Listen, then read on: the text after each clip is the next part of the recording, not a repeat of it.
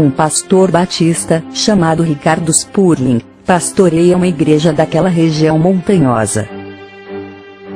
Certo dia, do ano de 1884, ele começa não apenas a estudar a palavra de Deus, como também a se dedicar à oração.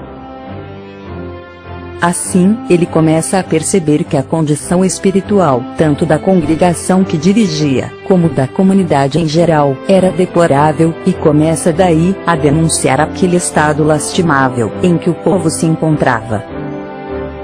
Seu filho, Ricardo Spurling Jr., e um senhor chamado João Clemons, foram seus primeiros companheiros de oração e estudo da Bíblia.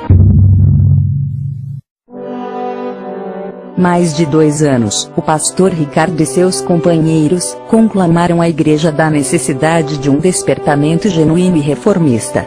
Mas o clamor e a preocupação do pastor Ricardo foram ignorados por sua igreja e por sua comunidade. Mais do que isso, ele e seus amigos eram escarnecidos e tratados com hostilidade por pessoas conhecidas. Foram rechaçados como fanáticos.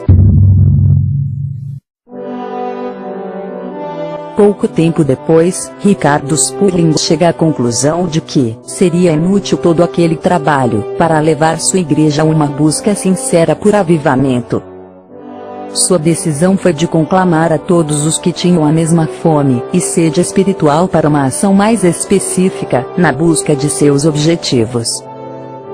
Em meio a muita oração, ele marca uma reunião numa quinta-feira, dia 19 de agosto de 1886, nas dependências do moinho de Barney Creek, uma casa rústica, construída por ele mesmo e outros irmãos. Ricardo Spurling não tinha uma noção clara da importância da ocasião, mas movido por um impulso divino, ele fez um discurso inflamado e concluiu com o seguinte convite: todos os cristãos, como os que aqui estão presentes, que desejarem ser livres de todos os credos e tradições feitos pelos homens, e estão dispostos a tomar o Novo Testamento, ou seja, a lei de Cristo, como sua única regra de fé e prática, dando uns aos outros direitos iguais, e o privilégio de ler e interpretar para si mesmos, como ditar suas consciências, e estão dispostos a reunirem-se como a Igreja de Deus, para realizar negócios como a mesma, venham à frente.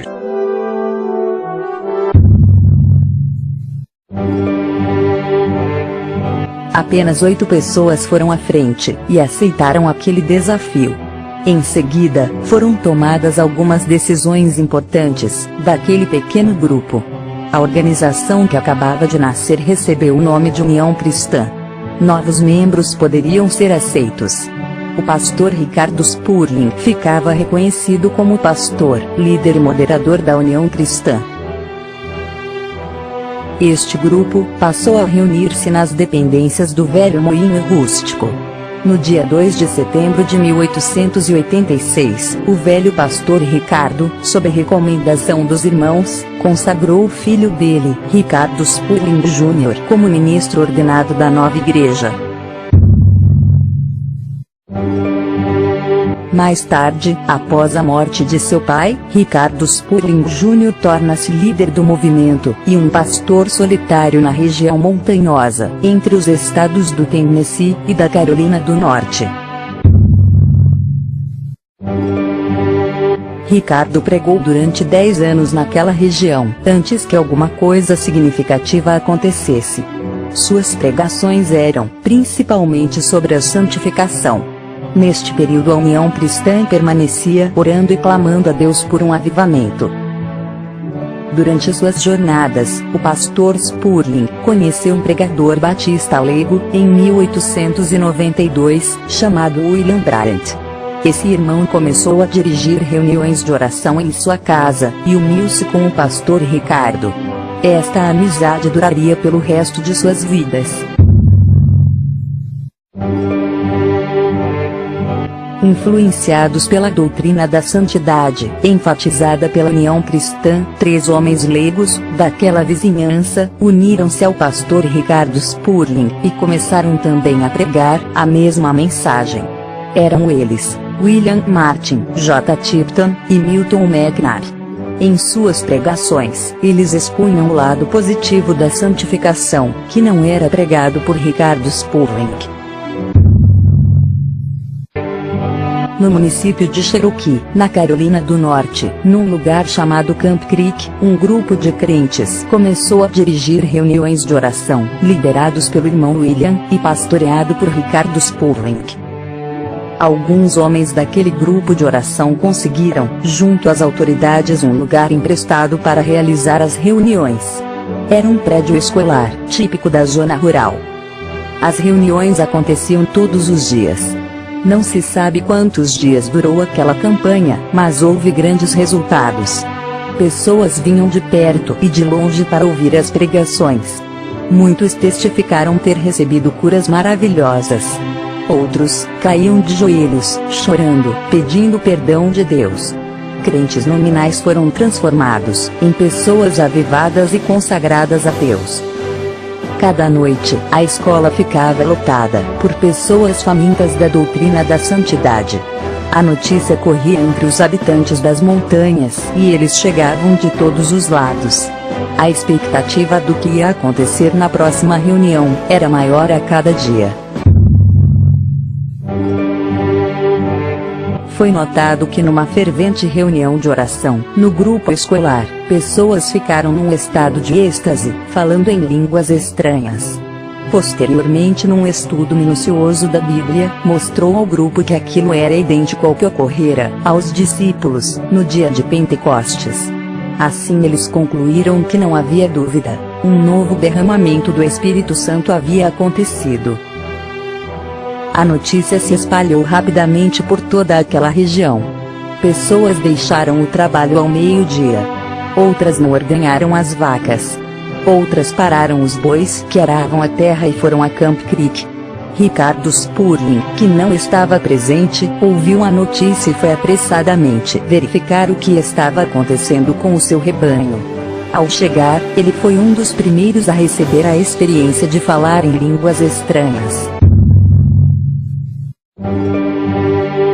Ricardo e William trabalhavam juntos e nessa época já havia 130 pessoas fiéis, que se identificavam com o movimento. Uma grande quantidade de pessoas foram despertadas, convertidas, curadas e influenciadas por este avivamento de Camp Creek. Alguns anos mais tarde, em uma reunião realizada no dia 15 de maio de 1902, o nome União Cristã foi mudado para a Igreja da Santidade de Camp Creek, designando o local onde se localizava a igreja. A partir de então, a Igreja da Santidade passa a ter uma consciência de que era uma denominação independente. Entre 1902 a 1905, foi o período em que a igreja se solidificou, cresceu em número e estabeleceu os princípios básicos de sua doutrina pentecostal. O batismo no Espírito Santo, falar em outras línguas, a cura divina, viver em santidade, os dons espirituais, o Novo Testamento como regra de fé e prática, são termos que surgiram naquela época na Igreja da Santidade, e até os dias atuais são básicos na doutrina dessa igreja. No dia 11 de janeiro de 1907, o nome da organização foi mudado, de Igreja da Santidade para Igreja de Deus. Naquela reunião, todos os presentes concordaram que este era o nome bíblico para a igreja. União Cristã designava um ideal. Igreja da Santidade definia uma doutrina, mas nenhum dos dois nomes era uma designação escriturística para a igreja bíblica.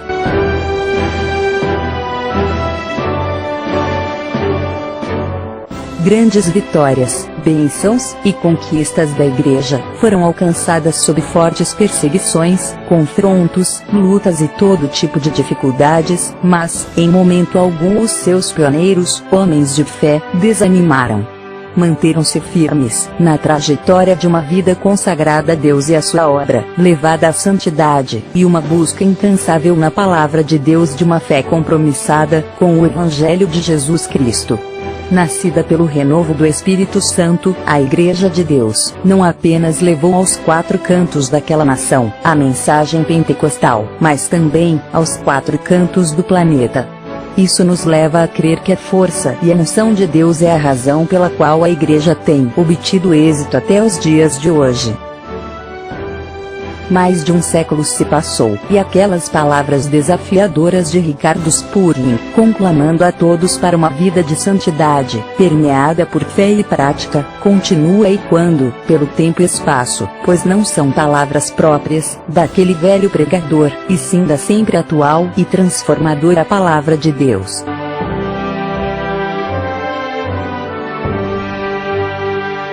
Todos os cristãos, como os que aqui estão presentes, que desejarem ser livres de todos os credos e tradições feitos pelos homens, e estão dispostos a tomar o Novo Testamento, ou seja, a lei de Cristo, como sua única regra de fé e prática, dando uns aos outros direitos iguais, e o privilégio de ler e interpretar para si mesmos, como ditar suas consciências, e estão dispostos a reunirem-se como a Igreja de Deus, para realizar negócios como a mesma, venham à frente.